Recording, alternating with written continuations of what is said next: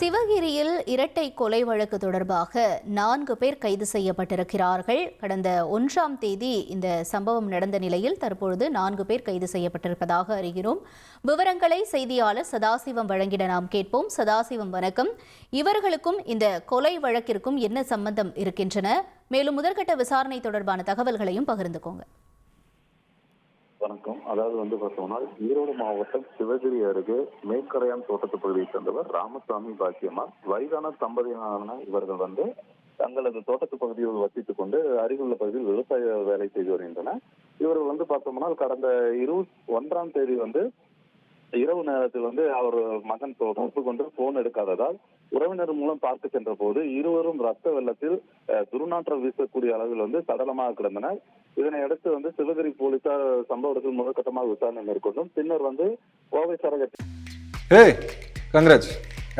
கல்யாணம் இல்ல, நான் பிசினஸ் ஸ்டார்ட் பண்ண போறேன்.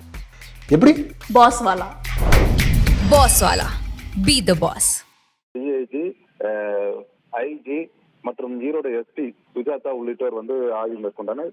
இந்த கொலை சம்பவத்தில் ஈடுபட்ட குற்றவாளிகளை பிடிப்பதற்காக ஐஜி உத்தரவின் பேரில் 12 தனிப்படைகள் அமைக்கப்பட்டது. அந்த தனிப்படைகள் பார்த்தோம்னால் ஏடிசி, காவல் ஆய்வாளர்கள், டிஎஸ்பி உட்பட பல்வேறு உயர் அதிகாரிகளை சேர்ந்தவர்கள் என அமர்த்தப்பட்டனர். தொடர்ந்து குற்றவாளிகளை விரைந்து பிடிப்பதற்காக 60 கிலோமீட்டர் சுற்றளவில் இருக்கக்கூடிய சிசிடிவி கேமராக்களின் காட்சிகளை 28, 29, 30 ஆகிய 3 தினங்களில் நடந்த சிசிடிவி காட்சிகள் கைப்பற்றியும் போலீசார் விசாரணை நடத்தினர்.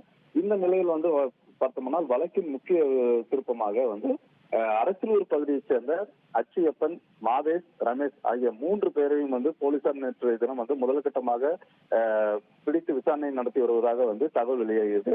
தொடர்ந்து தற்போது கூடுதலாக பார்த்தோம்னால் ஞானசேகரன் என்பவர் போலீசார் பிடித்துள்ளனர். இவர்கள் அதாவது அச்சியப்பன், ரமேஷ், மாதேஷ் ஆகிய 3 பேரும் கொள்ளையடித்து சென்ற நகைகளை நகைக்கடை உரிமையாளரான ஞானசேகரிடம் கொடுத்து விற்பனை செய்துள்ளனர்.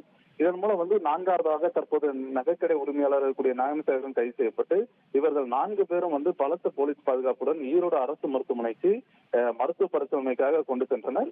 இது தற்போது மருத்துவ பரிசோதனை நிறைவடைந்து அடுத்த கட்டமாக காவல்துறை தரப்பில் பத்திரிகையாளர் சந்திப்பு நடத்த உள்ளது. அந்த பத்திரிகையாளர் சந்திப்பின் போது இவர்கள் 3 பேரும் கொலை செய்வதற்கான நோக்கம் என்ன, எந்தெந்த இடங்களெல்லாம் கொலை செய்துள்ளனர், குறிப்பாக பல்லடத்தில் நிகழ்ந்த 3 கொலை சம்பவத்திலும் இவர்களுக்கு தொடர்புடையதா, அதே மாதிரி கொலை நடக்கக்கூடிய இடத்திற்கு இவர்கள் எப்படி நோட்டமிடுகிறார்கள் என்ற கோணத்திலெல்லாம் போலீசார் விசாரணை முடிவுகள் பற்றி தெரிவிக்க உள்ளனர்.